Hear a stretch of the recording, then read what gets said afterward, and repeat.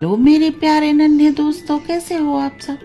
सबसे पहले मेरे प्यारे नन्हे दोस्तों का बहुत बहुत धन्यवाद मेरी कहानियाँ सुनने, लाइक, शेयर और सब्सक्राइब करने के लिए। बच्चों, आज जो कहानी मैं आपके लिए लेकर आई हूँ उस कहानी का शीर्षक है जादूगरनी का तोता। तो ये कहानी शुरू करते हैं। पहाड़ के ऊपर एक मकान बना हुआ था। उसमें चित्रकला नाम की एक जादूगरनी रहती थी। वो काला जादू जानती थी। पहाड़ के नीचे तलहटी में एक गांव बसा हुआ था जिस पर जादूगरनी ने अपने जादू से कब्जा किया हुआ था। गांव के लोग जादूगरनी से बहुत डरते थे। उन्हें पता था कि अगर जादूगरनी को गुस्सा आ गया तो अपने जादू से पूरे गांव को खत्म कर सकती है। इसलिए गांव वाले जादूगरनी को खुश करने के लिए उसकी हर बात मानते थे। गांव वाले जितना भी कमाते थे उसका एक बड़ा हिस्सा जादूगरनी को देना पड़ता था। कई सदियों से यही परंपरा चली आ रही थी। गांव के लोग जवान से बूढ़े हो गए, लेकिन जादूगरनी हमेशा जवान और खूबसूरत बनी रहती थी। इसका कोई राज नहीं जानता था। इस गांव में एक घर में राकेश नाम का एक बच्चा रहता था। उसके पिता खेत में काम करते करते चल बसे। पिता के मरने के बाद राकेश ने खेती का काम संभाल लिया, लेकिन जितना भी अनाज वो मेहनत करके उगाता था उसका एक बड़ा हिस्सा जादूगरनी को देना पड़ता था। एक दिन राकेश ने अपनी माँ से कहा, माँ, ऐसे तो हम कभी भी चैन से नहीं रह पाएंगे। इस जादूगरनी के कारण मेरे पिता की मृत्यु हो गई। अब मैं भी इसकी गुलामी कर रहा हूँ।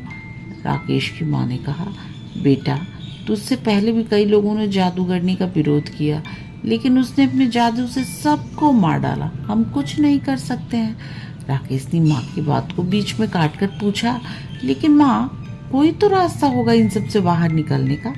राकेश की माँ बोली, बेटा, मेरी बात मान, जैसा चल रहा है चलने दे। राकेश उस समय तो चुप हो जाता है, लेकिन उसके मन में जादूगरनी से गांव वाले को छुटकारा दिलाने की बात घर कर गई। राकेश अगले दिन से अपने खेत पर काम करने जाने लगा, लेकिन उसका मन काम से ज्यादा जादूगरनी में लगा हुआ था। दोपहर को राकेश एक पेड़ के नीचे बैठा खाना खा रहा था। वहीं उसके बराबर के खेत में दीनानंद चाचा भी खाना खा रहे थे। दीनानंद चाचा से राकेश ने अपने मन की बात कही। राकेश की बात सुनकर उन्होंने कहा, बेटा, बात तो तेरी ठीक है, लेकिन काम बहुत कठिन है।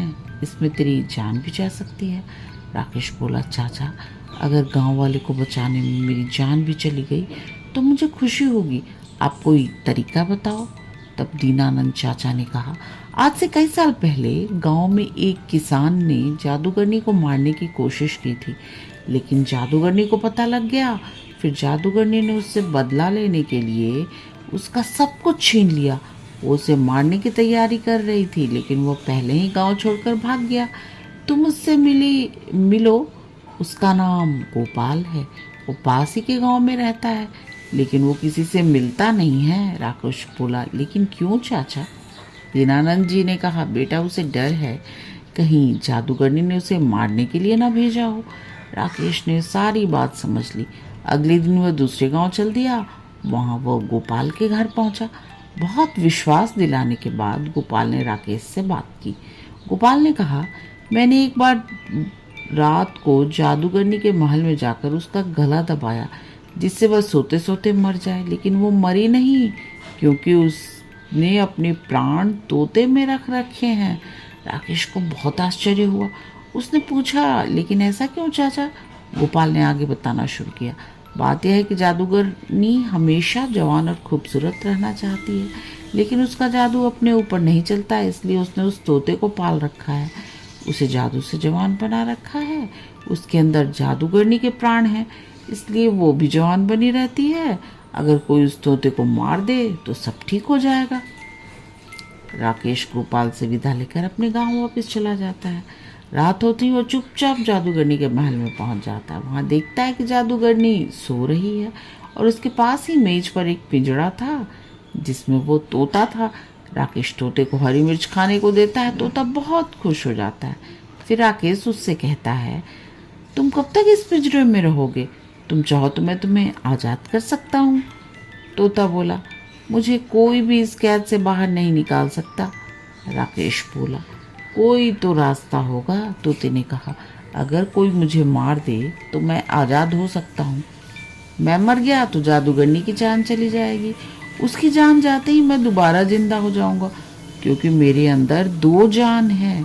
राकेश ने बोला, लेकिन तुम्हें कैसे मारा जाए जिससे तुम्हें तकलीफ ना हो? तोते ने कहा, तुम किसी तरह इस कमरे में धुआं भर दो, दम घुटने से मैं मर जाऊंगा। राकेश सारी बात सुनकर वापस आ जाता है। अगली रात वो जाकर देखता है जादूगरनी सो रही है। वो अपने साथ कुछ लकड़ियां लाता है, उन्हें जलाकर खिड़की के अंदर फेंक देता है, फिर खिड़की बंद कर देता है। धुएं से जादूगरनी उठ जाती है। वो पिंजरे को लेकर बाहर की ओर भागती है, लेकिन राकेश बाहर से दरवाज़ा बंद कर देता है। कुछ ही देर में तोता मर जाता है। उसके मरते ही जादूगरनी के हाथ से पिंजरा छूट जाता है और वो मर जाती है।